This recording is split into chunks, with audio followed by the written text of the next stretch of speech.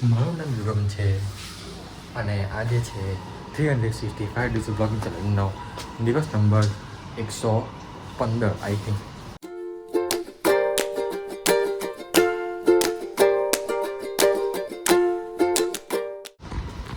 સવારમાં વિચાર્યું કે વહેલું ઉઠીશ ને થોડુંક એમ બહારનું એમ આના ફેરમાં જઈશું પણ આમ ઉઠતા કરતાં સાહેબનો 7 વાગે ઉઠી ગયેલો પણ ના ધોયા ફ્રેશ થયા એટલે બસ આ સામાન લોડ કર્યો એટલે એમાં 5:30 થઈ જ ગયા એટલે કંઈ નહીં હવે ને એમ બી 5:30 વાગે નીકળવાનું નાની કટું તો 10-15 મિનિટ લેટ થશે પણ વાંધો નહીં આવે એટલું કંઈ બહુ હાર્ડ કામ થઈ જવાનું નહીં.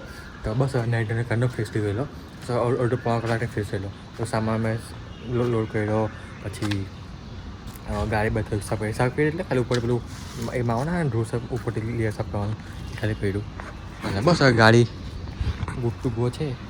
હવે એ નવા ગયા છે એ બીજા ફ્રેશ થવા ગયા છે એ ફ્રેશ થઈને આવે પછી કોફી ચારસો કરીને પછી નીકળીશું અને હા આજે જવાનું છે આપણે અહીં પાટણથી શું જવાનું હતું ના ભૂલી ગયો યાર મોંમાં યાદ છે પણ યાદ નહીં આવતું એટલે યાદ છે પણ મોંમાં નહીં આવતું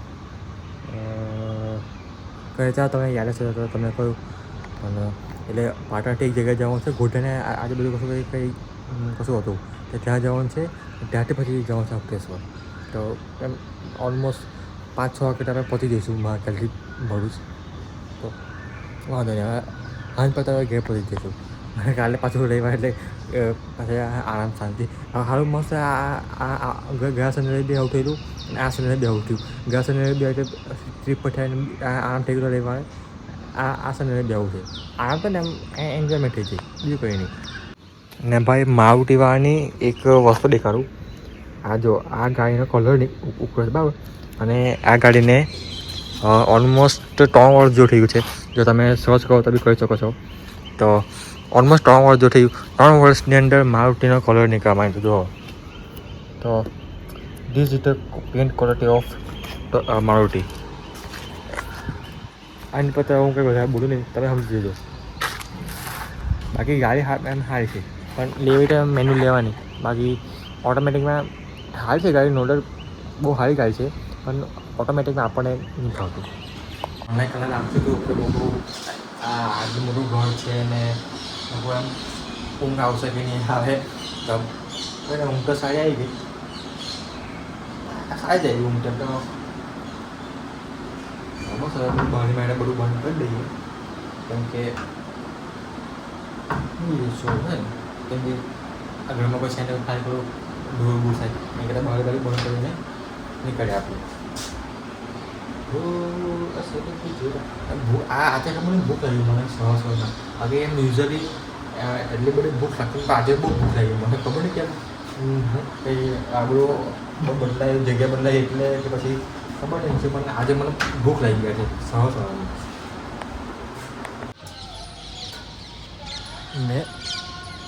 મેં છે ને ગાઈસ એટલું નોટિસ કર્યું કે આ પાટણ છે ઊંઝા છે હા બોલો હા એટલે મેં એમ કહેતો હતો કે મેં એટલું નોટિસ કર્યું કે આ ઊંઝા છે પછી બહુચરાજી છે પાટણ છે મહેસાણા છે તો એ બધા કમે છે હા પણ આ બધા એરિયામાં છે ને ભાઈ ગરમી નહીં પવન છે થોડો ઘણો પણ બફારો બહુ છે તમે એટલું નોટિસ કર્યું આટલા એરિયામાં ત્યાં ટેમ્પરેચર બી ખાસ બધું હાઈ હોય છે.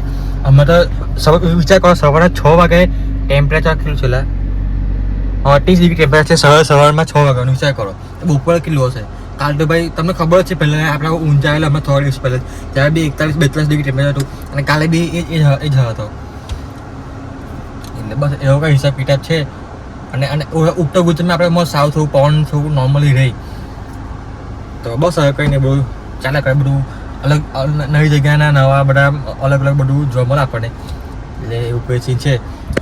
અને કમ્પ્લીટ 5:55 થઈ છે ટાઈમ કંઈ દેખાડ નહીં હા એટલે હવે બસ ઓલમોસ્ટ 5-10 મિનિટમાં નીકળી જઈશું અને સ્ટાર્ટ કરીએ આપણે આજની આ જર્ની. પાટણને બાય બાય કરીને આજે જવાનું છે દાહોદ જવાનું છે દાહોદ એટલે પાટણથી જઈશું આપણે દાહોદ અને પછી દાહોદથી પછી જઈશું આપણે એટલે દાહોદમાં થોડુંક કલાક 2 કલાકનું લેવલ લઈને પછી જવાનું છે આપણે અંકલેશ્વર. એટલે ઓલમોસ્ટ આપણે ગણીએ તો અહીંથી 5-6 કલાક દાહોદના અને દાહોદથી પછી ભરૂચના 3-4 કલાક જેવું 3 કલાક મારા ખ્યાલથી. એટલે 5, 6, 7, 8 ને 2-3 કલાક રોકાઈએ એટલે 12 કલાક જેવું થવું જોઈએ. એટલે 6, 7, 8 વાગ્યા જેવું આપણે ઘરે પહોંચી જઈશું. મેં 8 નહીં વાગે 7 વાગે ઘરે પહોંચી જઈશ. એટલે એવું હિસાબ કિતાબ છે કંઈ. Later that same evening. Guys, I am so sorry કે કશો 0% બ્લોક કરે આજે મેં. કેમ કે એનું કારણ છે ત્યાંથી પાટણથી નીકળ્યા પછી દાહોદ ગયા. દાહોદથી પછી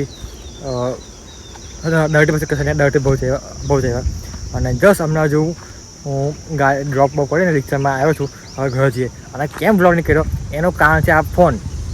કેમ કે ચાર્જિંગ નહીં, હમણાં ચાર્જિંગ કહું તમને 4% ચાર્જિંગ 4-5% જેવું ચાર્જિંગ છે.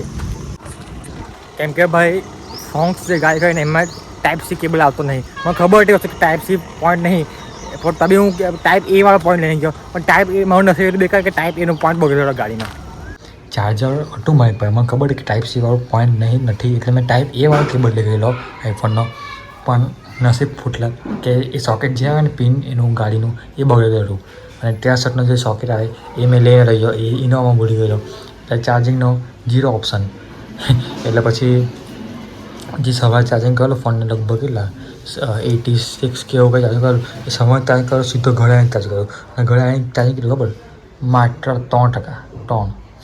તો એટલે રસ્તામાં કશું કામ કર્યું નહીં, ખાલી ફોન ખાલી કોલ ઉઠાવેલા. એટલે એવું આ વ્લોગમાં કશું બી શૂટ થયું નહીં, માફ કરજો. તો બસ યાર આજના વિડીયોને અહીં એન્ડ કરીએ. નેક્સ્ટ વિડીયોમાં કંઈ નવું તમને દેખાડીશ. તો મળે નવા દિવસ સાથે, મળે નવા વિડીયો સાથે. જય શ્રી કૃષ્ણ, રાધે રાધે.